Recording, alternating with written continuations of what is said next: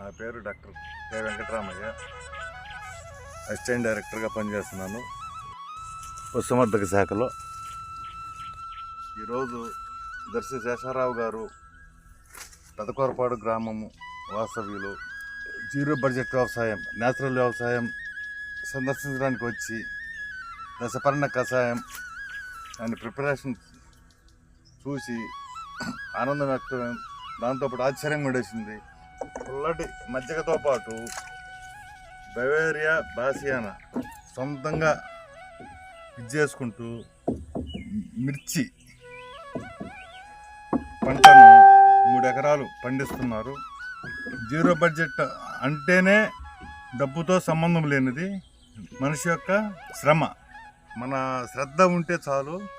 దాంతోపాటు ఒక్క పురుగు మందు కొట్టకుండా, ఒక యూరియా డిఐపి వేయకుండా ఇది చేయటం మనుషులకి, మనకి డాక్టర్ల కంటే కూడా దేవుళ్ళు వీరే. సుభాష్ పాలేకర్ గారు ఫాలో అవుతూ నియమాశ్రము మిరప తోటలో అంతర పంటలుగా రసం పిలిచే పురుగులు కాను వాటి నివారణ కోసము దశపర్ణ కషాయము, అదేవిధంగా బవేరియా బాసియానా, ద్రావణ ముల్లంగి, అదేవిధంగా మొక్కజొన్న, కొత్తిమీర, ఇది క్యారెట్.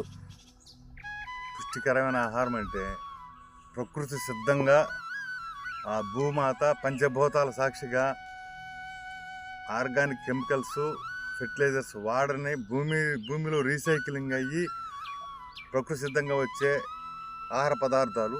శేషారావు గారు 3 ఎకరముల మిర్చి పంటను పండిస్తూ దాంట్లో మొక్కజొన్న అంటే రసం పీల్చే పురుగుల నివారణకు, మిగతా పురుగుల యొక్క నివారణకు సజ్జ, దాంతోపాటు ముల్లంగి, బీట్రూటు, కొత్తిమీర, క్యారెట్, బంతి.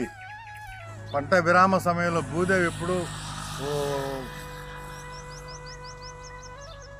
పంచె కప్పుకున్నట్టు, చీర కట్టుకున్నట్టు భూదేవి ఎప్పుడు భూమిలో పైన కనుక మనకి కవర్ చేస్తుంటే సూక్ష్మ జీవులు అనేవి నశించవు. కాబట్టి దానికోసం పిఎండి పద్ధతిలో 40 రకాల చిరుధాన్యాలని దాని మీద వేసి 2-3 నెలల తర్వాత పచ్చి రొట్టగా